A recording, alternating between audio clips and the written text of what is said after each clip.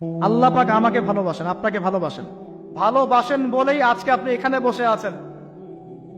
আল্লাহ পাক আপনাকে ভালোবাসেন বলেই লক্ষ লক্ষ কোটি কোটি মানুষ এখন জেনা করছে, আজকের দিনে আপনি ওয়াজ মাহফিলে বসে আছেন। আল্লাহ পাক আপনাকে ভালোবাসেন বলেই আপনি আল্লাহকে সেজদা দেওয়ার তৌফিক পেয়েছেন।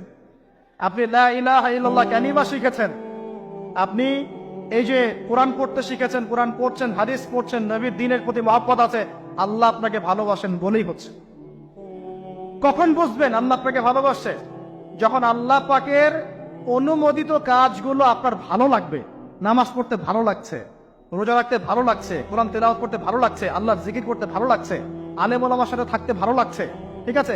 আল্লাহর হালাল কাজগুলো যখন ভালো লাগবে বেশি বেশি, বুঝবেন আল্লাহ আপনাকে নির্ঘাত মহব্বত করেন। আর যখন আল্লাহ পাকের নিষেধগুলো, হারাম, মদ আমার ভালো লাগে না, জেনা ভালো লাগে না, আমার খারাপ জিনিস দেখতে ভালো লাগে না, খারাপ শুনতে ভালো লাগে না, বুঝবেন আল্লাহ আপনাকে ভালোবাসেন। আর যখন দেখবেন খারাপের পিছনে আপনার ঝোঁক বেশি, দুর্নীতি করতে ভালো লাগে, সুদ খাইতে ভালো লাগে, ঘুষ খাইতে ভালো লাগে, কাউকে ঠকাইলে মনে হয় আমি স্মার্ট হয়ে গেলাম, হ্যাঁ, মানুষের টাকা আত্মসাৎ করতে ভালো লাগে, নামাজ না পড়ে গম দিতে ভালো লাগে, ঠিক আছে, রমজান মাসে বিড়ি টানতে ভালো লাগে, ঠিক আছে, মেয়ের সাথে যে টানকি মারতে ভালো লাগে, তখন বুঝবেন যে আল্লাহ আপনাকে এখনো ভালোবাসেন, বা আপনি আল্লাহর ভালোবাসা পাওয়ার যোগ্যতা হারিয়ে ফেলেছেন। আল্লাহ পাক আমাদেরকে বোঝার তৌফিক দান। এখন আসি, আল্লাহ পাক এবং তার রাসূল আমাদেরকে এমন কি কি কাজ বলেছেন যেই কাজগুলো করলে আমরা সরাসরি আল্লাহর ভালোবাসা পাবো ইনশাআল্লাহ। জানার দরকার আছে কি নাই? আমি অল্প কয়েকটা কাজ বলে শেষ করছি। এক নাম্বার, আল্লাহ এবং তার রাসূল আমাদেরকে জানিয়েছেন আমরা যদি তাওহীদের উপর থাকতে পারি, একত্ববাদ, লা ইলাহা ইল্লাল্লাহ, আল্লাহর ভালোবাসা পাবো ইনশাআল্লাহ। যে ব্যক্তি শিরকের পাপে লিপ্ত আছে সে আল্লাহর ভালোবাসা পাবে না, পাবে না, পাবে না, যতক্ষণ না সে তওবা করে ফিরে আসছে। অতএব আল্লাহর ভালোবাসা পাওয়ার জন্য এক নম্বর কাজ কি ভাই? আল্লাহর তাওহীদের কালিমা লা ইলাহা ইল্লাল্লাহ এর উপর থাকা, শিরক বাদ দেওয়া। শিরক সম্পর্কে জানার জন্য একটা বই পড়েন, কিতাবুত তাওহীদ। কি নাম বললাম? কিতাবুত তাওহীদ। একটাই পড়েন, দেখবেন ইনশাআল্লাহ শিরক কাকে বলে, কত প্রকার, কি কি, কোন কোন কাজ করলে শিরক হয়, সব জানতে পারবেন ইনশাআল্লাহ। এই বইটা একটু কঠিন, এই বইটার ব্যাখ্যা বের হয়েছে, ব্যাখ্যা যুক্ত বই কিনবেন এবং যেগুলো বুঝবেন না ওলামায়ে কেরামকে জিজ্ঞাসা করবেন, কারণ সবগুলো কিন্তু বুঝতে পারবেন না। এক নম্বর। দুই, নবী সাল্লাল্লাহু আলাইহি ওয়াসাল্লামের অনুসরণ করলে আল্লাহ আমাদেরকে ভালোবাসবেন। দলিল, আল্লাহ পাক সূরা আলে ইমরানের মধ্যে বলছেন 31 নম্বর আয়াতে আল্লাহ বলছেন, কুল, হে নবী আপনি বলে দিন, ইন কুনতুম তুহিব্বুনাল্লাহ, তোমরা যদি, হে আদম সন্তান, হে উম্মতে মুহাম্মাদী, তোমরা যদি আল্লাহর ভালোবাসা পেতে চাও, ফাত্তাবিউনি, তোমরা আমাকে অনুসরণ করো। কাকে? আমাকে বলতে কাকে? রাসূলুল্লাহ সাল্লাল্লাহু আলাইহি ওয়াসাল্লামকে। তাহলে কি হবে? ইউহিব্বুকুমুল্লাহ, আল্লাহ পাকও তোমাদেরকে ভালোবাসবেন বলে সুবহান। আল্লাহ আমাকে ভালোবাসবেন ইনশাআল্লাহ। আর কি? ইয়াগফির লাকুম যুনুবাকুম, আল্লাহ পাক তোমাদের সমস্ত গুনাহ মাফ করে দিবেন। আল্লাহু গফুরুর রহিম, আল্লাহ পাক পরম করুণাময়, অসীম দয়ালু। তার মানে আল্লাহকে পাওয়ার, আল্লাহর ভালোবাসা পাওয়ার দুই নাম্বার কি মাধ্যম? নবী সাল্লাল্লাহু আলাইহি ওয়াসাল্লামের সুন্নাত অনুযায়ী জীবন গড়া। ভাই শুরু করব কোত্থেকে? শুরু করবেন চেহারা থেকে। কোত্থেকে? চেহারায় দাড়ি ছেড়ে দিব ইনশাআল্লাহ, রাজি আছি তো? গোফ ছোট করে ফেলবো ইনশাআল্লাহ, রাজি আছি তো ইনশাআল্লাহ? চেহারায় সেজদার দাগ থাকবে ইনশাআল্লাহ, তার মানে নামাজি হতে হবে, ঠিক আছে? পোশাক পরিচ্ছদ হবে রাসূলুল্লাহ সাল্লাল্লাহু আলাইহি ওয়াসাল্লামের মতো, ঢিলে ঢালা মুত্তাকিদের পোশাক। চুল হবে কার মতো? মেসি নেইমারের মতো, নাকি রাসূলুল্লাহ সাল্লাল্লাহু আলাইহি ওয়াসাল্লামের মতো? এখনকার ছেলে পেলে মাঝখানে চুল রাখে, ডান দিক বাম দিক ছিলে ফেলে। এই সুন্নত কোথায় পেয়েছো তোমরা? এগুলো ত্যাগ করতে হবে। মনে রাখবেন, একটা সুন্নত, নবীর একটা সুন্নতকে যদি ভালোবেসে কি আমল করে, ইনশাআল্লাহ নবীর সুপারিশ পাবে ইনশাআল্লাহ। চাই কি না সুপারিশ? ভালোবেসে আমল করা যায়, এটা আমার নবীর সুন্নত। আমার নবী খেতেন ডান হাত দিয়ে, আমি ডান হাত দিয়ে খাবো। আমার নবী দাড়ি রেখেছেন, আমি তাই রাখবো। আমার নবী মোচ কেটে ফেলতেন, তাই আমি কাটবো। আমার নবী ঢিলে ঢালা পোশাক পছন্দ করতেন, তাই আমি পরবো। আমার নবী রাতে ঘুমানোর সময় এই আমলগুলো করতেন, তাই আমি করব। আমার নবী এইভাবে ওযু করতেন, এইভাবে করব। আমার নবী এইভাবে ইস্তেনজা করতেন, পেশাব পায়খানা করতেন, ওইভাবে করব। এই যে এখনকার ইংলিশ টয়লেট, এই ইংলিশ টয়লেটে বসে নবীর মতো ইস্তেনজা করা যায় না। যাবে? ওলামায়ে কেরামকে জিজ্ঞাসা করেন, নবী সাল্লাল্লাহু আলাইহি ওয়াসাল্লাম বাম পায়ে ভর দিয়ে ইস্তেনজা করতেন। কোন পায়ে? এখন বসেন ইংলিশের উপরে, বাম পায়ে, কেমনে বুঝবেন? সম্ভব?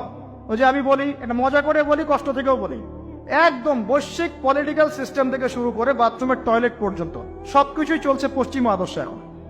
সবকিছু, এভরিথিং এভরিথিং, একদম বাথরুমের কমোড পর্যন্ত। এখন তো কমোডও উঠাই দিছে, এখন সামনে একটা বালতি রেখে দেয় গামলার মতো, এখানেই পেশাব করতে হয়।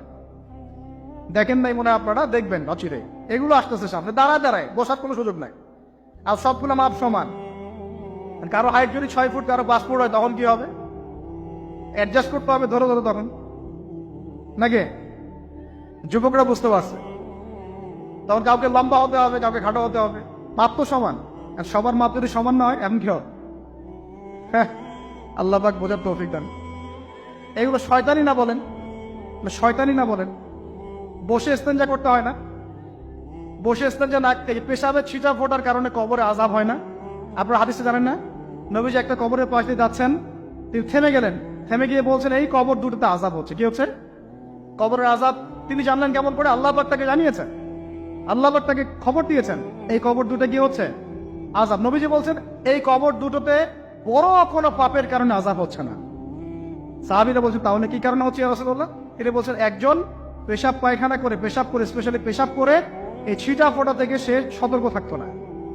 পেশাব করে, ওই যে বলেন আমাদের ছেলেরা, প্যান্ট খারাপ ভাই, নামাজে যেতে পারবো না, নামাজে ডাকলে বলে ভাই প্যান্ট নষ্ট। তোমরা ভালো করে হাদিসে শোনো, এই ব্যক্তি বড় কোনো পাপ করে নাই, সে পেশাব করার পরে পবিত্র হতো না, মানে এর ছিটা ফোটা থেকে সাবধান থাকতো না, এই কারণে কবরে আযাব দেয়া হচ্ছে, বলেন নাউজুবিল্লাহ। অন্য হাদিসে নবীজি বলেন বেশিরভাগ কবরের শাস্তি পেশাবের ছিটা ফোটার কারণে হয়ে থাকে। আস্তাগফিরুল্লাহ, বলেন নাউজুবিল্লাহ। এই টয়লেটগুলোর মধ্যে পেশাবের ছিটা ফোটা লাগে না, নাপাকি লাগে না? এগুলো শয়তানি না বলেন? আরেকটা হচ্ছে আরেকটা কবর, সেই কবরে তিনি বলছেন এই কবরে আযাব দেওয়া হচ্ছে এই ব্যক্তি চগলখড়ি করতো। কি করতো? চগলখড়ি, মানে একজনের কথা আরেকজনকে লাগাইতো, আরেকজনের কথা আরেকজনকে লাগাই। এই কাজ করে না এখন সমাজের মানুষ?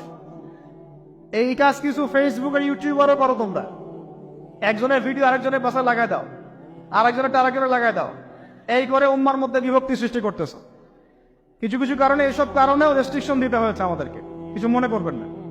কারণ আমরা দেখেছি এর গুড সাইড যেমন আছে, ব্যাড সাইড আরো বেশি আছে। এটাকে নিয়মতান্ত্রিক ভাবে ইউজ করতে না পারলে ফিতনা বাড়তে থাকে। আল্লাহ পাক আমাদেরকে বোঝার তৌফিক দান। তো প্রিয় ভাইয়েরা, প্রতিটা কাজ কাজ সুন্নত মতো করবো আমরা ইনশাআল্লাহ। এখন শুধু কি আমরা এই চেহারা, সুরত, ইস্তেঞ্জা, খাওয়া দাওয়া এগুলোই নবীর মতো করে করবো, নাকি আমাদের ব্যবসা, সমাজ, পরিবার, ইবাদত সবই করবো? এই জায়গায় সমস্যা। সমস্যা কি? আমরা মাশাআল্লাহ দাড়ি টুপি রাখতে রাজি আছি, কিন্তু ব্যবসায়িক জীবনে হারাম ছাড়তে রাজি নাই, অর্থনৈতিক জীবনে সুদ ছাড়তে রাজি নাই, ঘুষ দুর্নীতি ছাড়তে রাজি নাই। আল্লাহ আমাদেরকে ছাড়ার তৌফিক দান করুন। আল্লাহ পাক আমাদেরকে পরিপূর্ণভাবে নবীর সুন্নাত পালন করার তৌফিক দান। 1 নাম্বার আল্লাহর ভালোবাসা পাওয়ার মাধ্যম তাওহীদ, 2 নাম্বার নবীর সুন্নাত, 3 নাম্বার বেশি থেকে বেশি কোরআন তেলাওয়াত করা। কি করা? আমার সাথে বলেন, বেশি বেশি কি করা? কোরআন তেলাওয়াত করা। কেন? কারণ কোরআন হচ্ছে আল্লাহর কালাম। কোরআন কার কালাম? কোরআনের মধ্য দিয়ে আপনি আল্লাহর সাথে কথা বলতে পারবেন, বলেন সুবহানাল্লাহ। এভাবে যখন কোরআন পড়বেন বুঝে বুঝে, আপনি আল্লাহর সাথে সরাসরি কথা বলবেন ইনশাআল্লাহ। এই কোরআনের মধ্য দিয়ে আল্লাহর ভালোবাসা পাওয়া যাবে ইনশাআল্লাহ। সর্বশ্রেষ্ঠ নফল আমলের মধ্যে একটা হচ্ছে কি? আল কোরআন তেলাওয়াত করা। আল্লাহ পাক আমাদেরকে তেলাওয়াত করার তৌফিক দান করুন। 3টা বললাম। 4 নাম্বার, বেশি থেকে বেশি আল্লাহর জিকির করা। কি করা ভাই?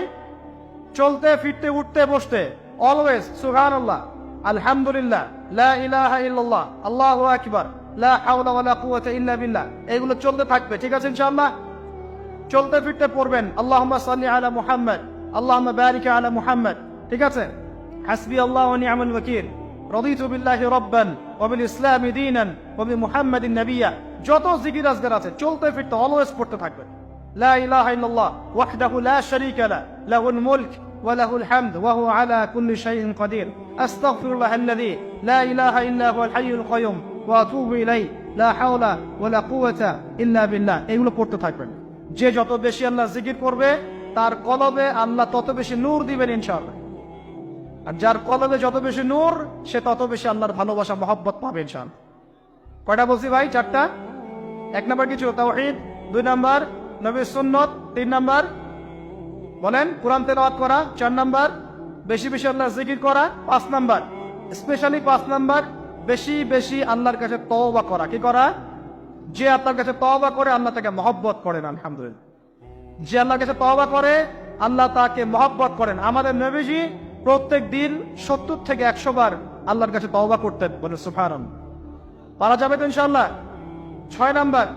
6 নম্বরটা হচ্ছে বেশি বেশি নামাজ আদায় করা। কি করা? আল্লাহকে পাওয়ার জন্য শ্রেষ্ঠ মাধ্যম হচ্ছে সেজদা করা। কি করা? আর সেজদা করা হয় সবচেয়ে শ্রেষ্ঠ ভাবে নামাজের মধ্য দিয়ে। কিসের মধ্য দিয়ে? ওয়াদা করতে পারি তো ইনশাআল্লাহ 5 ওয়াক্ত নামাজ পড়বো রেগুলার। কোন রকম যদি বাধ্যবাধকতা না থাকে, ওজন না থাকে, তাহলে মসজিদে গিয়ে পড়বো ইনশাআল্লাহ। পারবো তো ইনশাআল্লাহ। রমজান মাসে নামাজ শক্ত করে ধরবো ইনশাআল্লাহ। ঈদের পর ছেড়ে দিব ইনশাআল্লাহ। ঈদের পর ছেড়ে দিব কি? ঈদের পরেও ধরে রাখতে হবে ইনশাআল্লাহ তাআলা। আমাদের সমাজে মাশাআল্লাহ রমজান মাসে সবাই পাক্কা মুসল্লি হয়ে যায়, তাই না? কারণ শিকল দিয়ে বাধা থাকে শয়তান, শয়তানও মুক্ত হয়। ঈদের দিন ঢাকঢোল ধুমধারাক্কা গান বাজা শুরু হয়, তাই না? আল্লাহর ওয়াস্তে রমজানের শিক্ষাগুলো ধরে রাখবো ইনশাআল্লাহ তাআলা। আমরা সবাই 5 ওয়াক্ত নামাজ আদায় করবো ইনশাআল্লাহ রমজান মাসে। আর দৈনিক কমপক্ষে 12 রাকাত নফল নামাজ পড়বেন, সুন্নত বা নফল 12 রাকাত কমপক্ষে। কিরকম 12 রাকাত? ফজরের নামাজের আগে 2, জোহরের আগে 4, পরে 2, ঠিক আছে? 6 আর 2 8 হলো। মাগরিবের পরে 2, এশার পরে 2। এই 12 রাকাত নামাজ যে দিনের বেলা পড়ে, মানে একদিনে 24 ঘন্টায় পড়ে, আল্লাহ পাক তার জন্য জান্নাতে একটা করে ঘর নির্মাণ করেন। এর জানতেন? দৈনিক 12 রাকাত সুন্নত বা নফল পড়লে আল্লাহর কাছে একটা করে জান্নাতে ঘর পাওয়া যাবে ইনশাআল্লাহ। আর জান্নাত উর্বর জায়গা। আপনি যদি চান আপনার জায়গায় বেশি বেশি গাছ লাগাতে, খালি পড়বেন সুবহানাল্লাহিল আযীম ওয়া বিহামদিহি, সুবহানাল্লাহিল আযীম ওয়া বিহামদিহি। একটা একটা করে খেজুর গাছ জন্মাবে ইনশাআল্লাহ তাআলা। বলবেন সুবহানাল্লাহি ওয়া বিহামদিহি, সুবহানাল্লাহিল আযীম। আর বলবেন সুবহানাল্লাহিল আযীমি ওয়া বিহামদিহি। জান্নাতে গাছ রোপণ হবে ইনশাআল্লাহ তাআলা। এটা গেল 6 নাম্বার, নামাজ বেশি বেশি পড়া। 7 নাম্বার, আমি আর 4টা বলে শেষ করছি। 7 নাম্বারটা হচ্ছে যে সৃষ্টির সেবা করা। কি করা ভাই? একটা হাদিস আছে যে ইরহামু মান ফিল আরদ ইয়ারহামুকুম মান ফিস সামা। তোমরা জমিনবাসীর প্রতি রহম করো, আসমানবাসী তোমাদের উপর রহম করবে ইনশাআল্লাহ। আল্লাহর ভালোবাসা পাওয়ার অন্যতম মাধ্যম হচ্ছে জমিনবাসীর প্রতি রহম করেন। মুসলিম অমুসলিম সবাই মানুষ কিনা?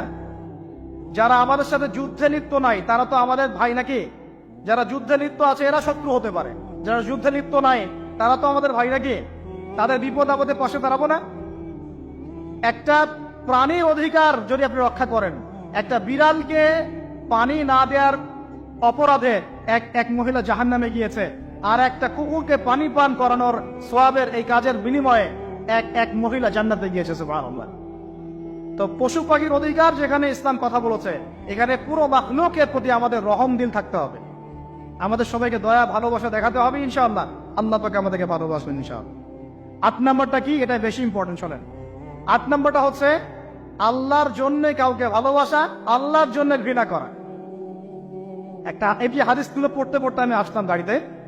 আল্লাহ পাক বলেছেন, শোনেন, আল্লাহ পাক বলেছেন কিয়ামতের মাঠে আল্লাহ পাক বলবেন, নিজেই বলবেন যে আইনা মুতাহাবুনা লিজালালি। আমার ইজ্জতের জন্য যারা পরস্পরকে ভালোবাসতো এরা কোথায়?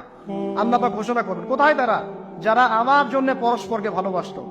আল্লাহ বলবেন আলিয়াউমা, আজকে, আজিল্লুহুম, আমি ওদেরকে ছায়া দিব, ফি জিল্লি, আমার আরশের ছায়ায়। বলেন সুবহানাল্লাহ। ইয়াউমা লা জিল্লা ইল্লা জিল্লি, যেদিন আমার এই আরশের ছায়া ছাড়া অন্য কোনো ছায়া থাকবে না। মানে কিয়ামতের মাঠে আল্লাহর আরশের ছায়ায় ছায়া পাবে কারা? যারা পরস্পরকে আল্লাহর জন্য ভালোবাসতো। আলহামদুলিল্লাহ। এই যে আমরা এখানে আছি, আমরা কি একে অপরকে আল্লাহর জন্য ভালোবাসি না? আমি কি আপনাদেরকে চিনি? আপনারা কি আমাকে চিনেন? এই যে আপনারা আলেমন আমাদেরকে ভালোবাসেন, ইসলামকে ভালোবাসেন, কিসের জন্য বাসেন? আল্লাহর জন্য। এই আল্লাহর জন্য যারা পরস্পরকে মহব্বত করে, আল্লাহ পাক তাদেরকে আরশের ছায়া ছায়া দিবেন ইনশাআল্লাহ। আরো একটা নেকি আছে, বলবো? শোনেন, আরেকটা হাদিসে আসছে কিয়ামতের মাঠে স্পেশাল কিছু মিম্বর থাকবে। মিম্বর চিনেন? যেখানে দাঁড়ায় ইমাম সাহেব খুতবা দেয়, এরকম মিম্বর থাকবে। এই মিম্বর গুলো হবে নূরের মিম্বর। কিসের? নূর মানে কি? আলো। আলো আলো নূরের মিম্বর থাকবে। ওই কিয়ামতের মাঠে কি আলো থাকবে? এমনিতে মাঠটা তো অন্ধকার। ওই অন্ধকার মাঠে নূরের মিম্বর আল্লাহ পাক দিবেন কাদেরকে? যারা পরস্পরকে এই আল্লাহর জন্য মহব্বত করত।